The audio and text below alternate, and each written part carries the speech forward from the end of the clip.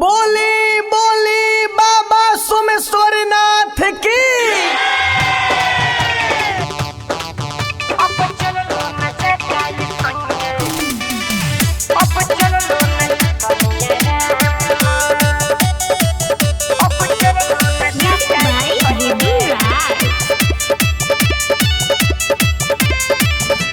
कान्हे पकामर लचक जाता राजा, जलवा हमरो छलक जाता राजा। कान्हे पकामर लचक जाता राजा, जलवा हमरो छलक जाता राजा। अब बगली से लुटा लेके थाम लो,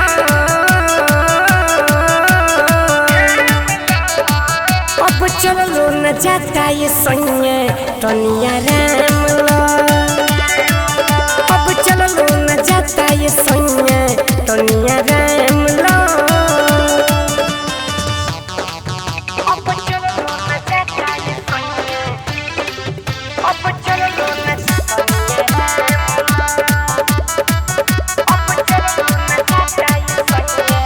भला ही तो दूर बाटे भोला के धाम हो। कठिन डगड़िया कटी ले हब शिव के नाम हो। भला ही तो दूर बाटे भोला के धाम हो।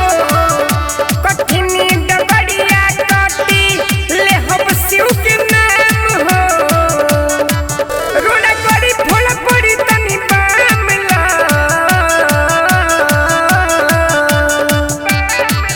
अब चलो न जाता ये सैया तनिया राम लो। अब चलो न जाता ये सैया तनिया राम लो।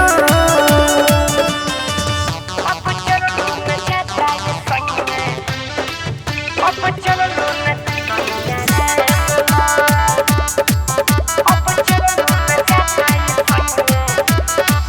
जखमिया गुडुआब तारे जल ढार के। तू तो न साहिल पारो चिलमिया के मार के। गुडुआ नवनीतियावा तारे जल ढार के। तू तो न साहिल पारो चिलमिया के मार के। एगो बम्बी के मदद से काम ला।